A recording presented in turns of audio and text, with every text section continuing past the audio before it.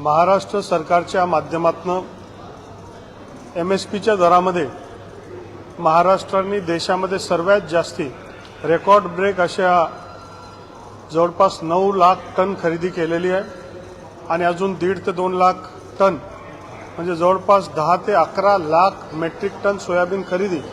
महाराष्ट्र सरकारच्या माध्यमातून होत आहे आणि मोठ्या प्रमाणात सोयाबीनची खरेदी झाली आहे। मध्यंतरी बारदानाच्या अडचणी आल्या होत्या, त्या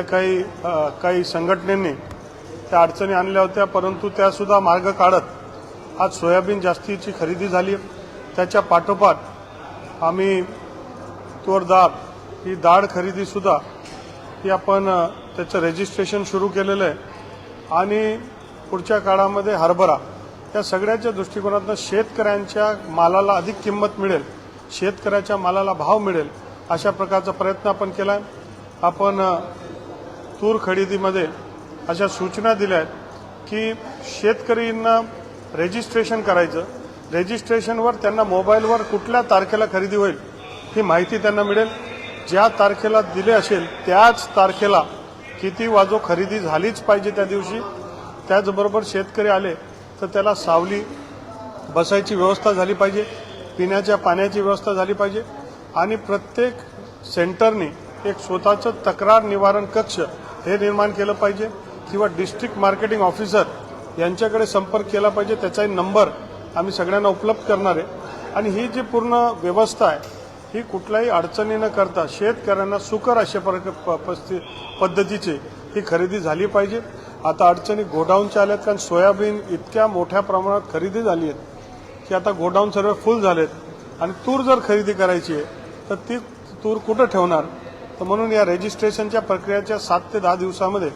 रजिस्ट्रेशन होत नाही तोपर्यंत या सोयाबीनचे विल्हेवाट किंवा सोयाबीनच्या संदर्भातलं नियोजन नाफेडनी करावं असं मी आग्रह केलेला आहे आणि पुढच्या काळामध्ये माननीय मुख्यमंत्र्यांच्या सूचनेनुसार शेतकऱ्यांचं जे काही पीक खरेदी होतं त्या खरेदीमध्ये कुठल्याही प्रकारचं बिन अडथळा ते व्यवस्थित व्हावं, शेतकऱ्यांना सन्मानाने, शेतकऱ्यांची कुठल्याही तक्रार नसावी, पाण्याची व्यवस्था असावी, सावलीची व्यवस्था असावी अशा प्रकारचे सक्त निर्देश हे आम्ही खाली जे आपल्या SLAs आणि त्यांच्या खाली FPOs त्यांना दिलेले आणि त्यामुळे अनेक लोक त्याच्यामध्ये सहभागी होतात। त्याच्यामध्ये सुद्धा बरेच लोक आता SLA घेऊन रजिस्ट्रेशन आम्हाला सुद्धा द्यावी अशा प्रकारचा आग्रह करतात। त्याच्यामध्ये काही निकष ठरवून, कारण जबाबदारीचा भाग येतो आणि म्हणून त्याच्यामध्ये निकष ठरवून पुढच्या काळामध्ये SLA किंवा FPOना परवानगी देण्यात येईल। लातूरला आम्ही व्हेरीफाय केलं, त्याच्यामध्ये रांगा तर लागलेल्याच आहेत, त्या रांगांमधल्या सोयाबीन सगळी खरेदी झालीच पाहिजे। मागच्या काळामध्ये माननीय मुख्यमंत्री महोदयांच्या इंटरव्हेन्शननंतर त्यांच्या प्रयत्नांनी केंद्रीय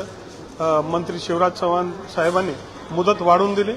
प्रसंगी काय मुदत वाढवण्यास लागली तर अजून वाढू, पण त्याचबरोबर तूर खरेदी सुद्धा आहे, मग त्या सगळ्यांचा विचार करून योग्य वेळेस योग्य निर्णय घेण्यात येईल।